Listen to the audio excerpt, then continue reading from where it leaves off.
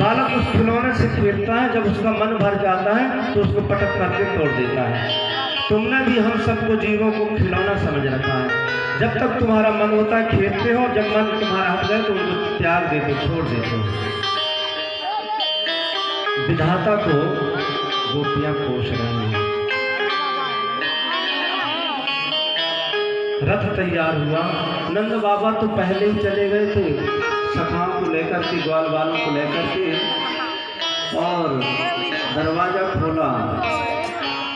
गोपियां खड़ी हैं, झुंड का झुंड लगा करके दरवाजे के बाहर अखरू रथ तैयार कर रहे हैं। गोपियां आकर के लेट जाती हैं रथ के सामने, हाथ जोड़ करके कहती हैं गोपियां, तोहे जाने न देवे। गोपियां कहती कन्हैया तुमको जाने नहीं देंगे। तोहे जाने न देवे मोहन रसिया, तोहे जाने न देवे,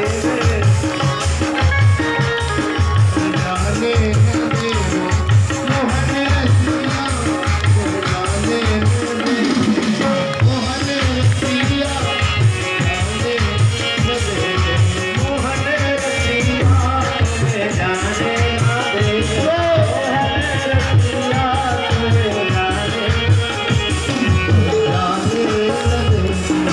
मोहन रसिया,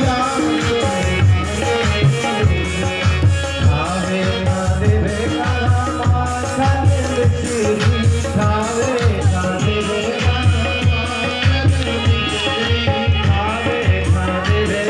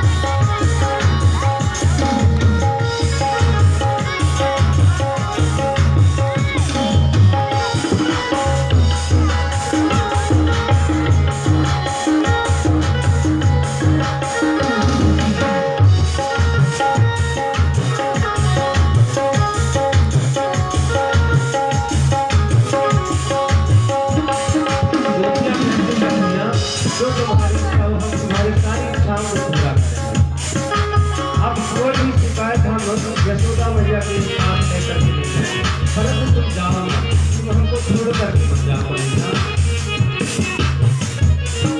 ओढ़े का देवे का ना साला दुशाला, ओढ़े का देवे का ना साला दुशाला, ओढ़े का देवे का ना साला दुशाला, ओढ़े का देवे का ना साला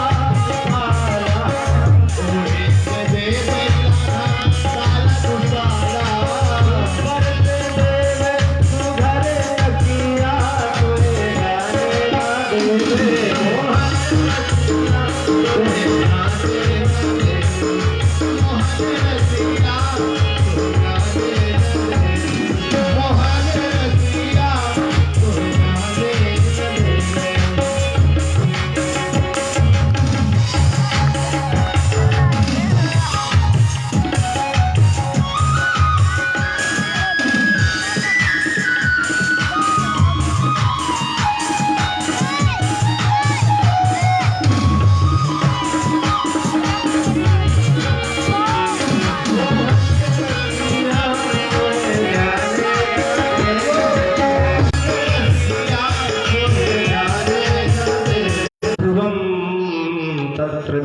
भविष्यते दासारभोजान्धक विष्णु सात्वता महोत्सवः श्रीरमणं गुणास्पदं दृक्षन्ते चाध्वनि देवकी सुतम्।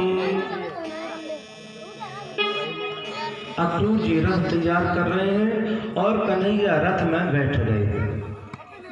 कन्हैया जब रथ में बैठे, मैया यशोदा तो मूर्छित अवस्था में थी, बेहोश हो गई थी।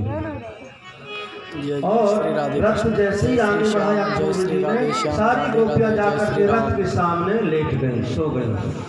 एक गोपी ने कहा, अरे क्या देख रही हैं, यहाँ हमारे सास ससुर सब लोग खड़े हैं, लोग क्या कहेंगे। एक गोपी ने कहा किन्नो करिष्यन कुल वृक्ष बांधवा, अब कैसी लाज शर्म, जब हमारे प्राणनाथ ही जा रहे हैं तो अब क्या बचा है। भगवान रथ से नीचे उतरे और गोपियों से हाथ जोड़ करके बोले, देवी मैं आपके ऋण से कभी ऋण नहीं हो सकता हूँ आजीवन, और आप मेरे मार्ग में बाधक मत बनिए, मुझे बहुत से काम करने हैं और मैं परसों आ जाऊंगा। गोपियों ने कहा, कन्हैया कैसे दिन बीतेंगे तुम्हारे बिना हुआ, कैसे दिन बीते हैं, कैसे दिन बीते हैं, कैसे दिन बीते हैं, कैसे दिन बीते हैं, जाने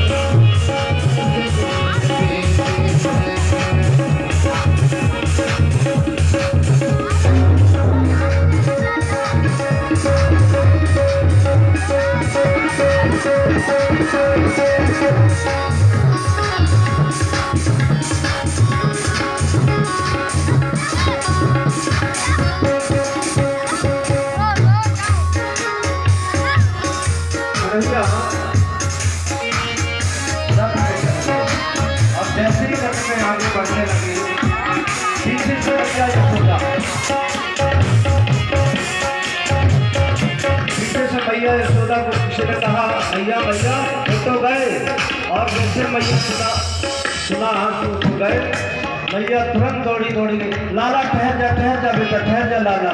जैसे कन्हैया ने देखा कि पीछे मैया दौड़ी आ रही, तुरंत अक्रूर जिसका रथ रोक दिया, और जैसे अक्रूर के निकल रथ रोक दिया, तुरंत कन्हैया छलांग लगाए वो रथ से और सीधे पीछे मुड़ करके दौड़ गए, और जैसे ही दौड़े मैया ने गोदी से ढक लिया गोविंद को। मैया ने रोते हुए कन्हैया से कहा, कन्हैया तू जा रहा।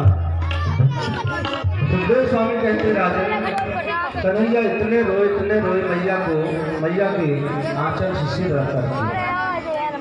मैया ने कहा, कन्हैया मैं तो अभी तक ये जानती थी कि तू मेरा ही पुत्र मेरा ही लाला है, पर तो मुझे तो अब पता चला कि तू मेरा बेटा नहीं है, तू तो मैया देवकी का लाला है।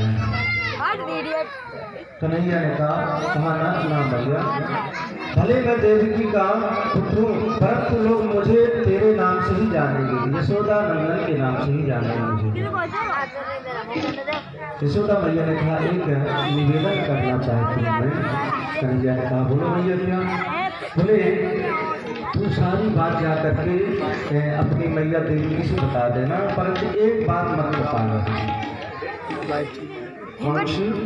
बोले मैंने तुमको मिट्टी की मटकी के लिए तुमने फोड़ दिया ना मिट्टी के, उसके लिए मैंने तुमको रस्सी से बांध दिया था।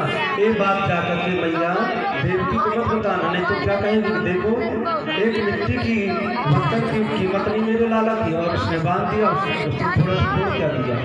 कन्हैया ने मैया के हृदय से लग कर के कहा, माँ सारी चीज दुनिया की भूल जाऊंगा, परंतु मैं वो तेरा बंधन कभी जीवन में नहीं भूल। क्यों? वो तेरा कोई साधारण बंधन नहीं था, वो तुम्हारे प्रेम का बंधन था। और कन्हैया ने कहा, माँ तो चिंता मत करो, मैं परसों आ जाऊंगा। और कन्हैया वहां से रथ में बैठे, यावदा लक्ष्यते केतुर यावद रेणुरथस्य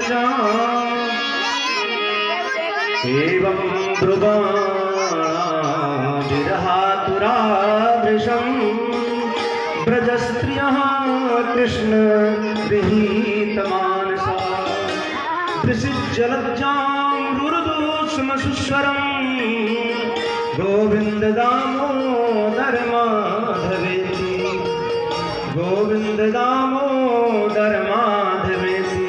हे गोविंद, हे दामोदर, हे कन्हैया, इस प्रकार से गोपियां भगवान का नाम लेकर के उनका स्मरण कर रही। यावदा लक्ष्यते धू, जब तक रथ का ध्वज दिखाई देता रहा, गोपियां प्रतीक्षा कर रही हैं, सोचा शायद लौट आए। देखा अब धूल थोड़ा थोड़ा दिख रही, तब भी प्रतीक्षा कर रही। अब देखा कि अब धूल भी दिखाई नहीं दे रही है, तो अब उदास होकर के गोपियां अपने अपने घर में आ गई और उदास होकर के रहने लगी।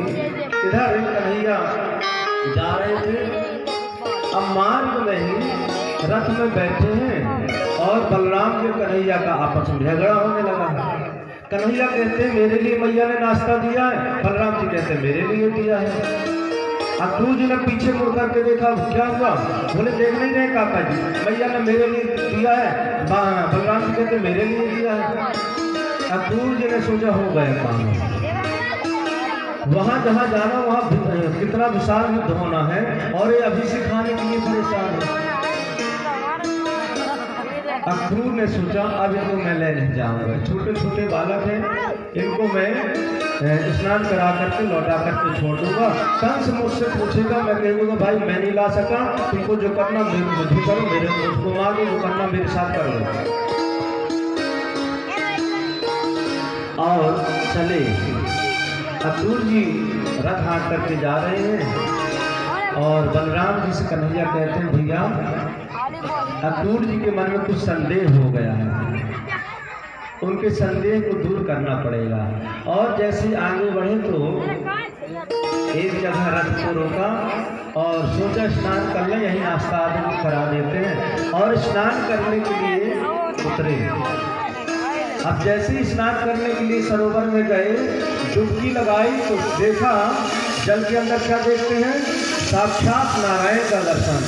चतुर्भुज रूप में भगवान शेष साई पर विराजमान है। और जैसे ही जल के बाहर आते हैं तो देखा कन्हैया वहां है, और जैसे जल में डुबकी लगाते हैं तो कभी नरसिंह के अवतार में दिख जाते हैं, और जैसे जल के बाहर आते हैं देखिए अरे वो तो वहां खेल रहे हैं। भगवान ने 24 अवतारों के दर्शन करा दिए अक्रूर जी को। और जैसे ही अक्रूर जी सिर नीचे करके आए, भगवान ने कहा काका जी क्या बात है, कोई चिंतित है, चिंता में है क्या, या कोई आपको परेशानी है? अक्रूर जी ने सिर नीचे झुका करके कहा कोई परेशानी नहीं कन्हैया, अब जो मुझे जानना था मैं जान गया। और रथ लेकर के चल दिए मथुरा में। नंद बाबा आदि पहले से जाकर के स्थान बना करके रह रहे हैं। अक्रूर जी ने कहा कन्हैया से, कन्हैया आप चलिए ना, मेरे यहाँ ठहर जाइए, आप यहाँ कहीं ठहरेंगे? भगवान ने कहा एवं चर्चित संकल्पो, मैंने संकल्प लिया है कि जब तक मैं कंस का वध न कर दूं और मथुरा वासियों को उसके अत्याचार से मुक्त न कर दूं, मैं किसी के घर में रहने के लिए बात नहीं हूँ। और भगवान की एक प्रतिज्ञा थी, भगवान जब ब्रज में गोकुल में गाय चराने जाते थे ना, तो पैदल ही नंगे पैर जाते थे। क्यों? भगवान ने सोचा कि जो मेरे बाल सका है ना, वो बड़े विपन्न बड़े गरीब हैं, अगर मैं चरण पादुका पहन के जाऊंगा, जूता चप्पल पहन के जाऊंगा, तो मेरे बाल बाल सखा सोचेंगे देखो राजा का पुत्र कैसा सज धज के आता है। इसीलिए भगवान ने कभी अपने पैरों में चरण पादुका पहना और भगवान हमेशा एक काली कमली लेकर के चलते थे।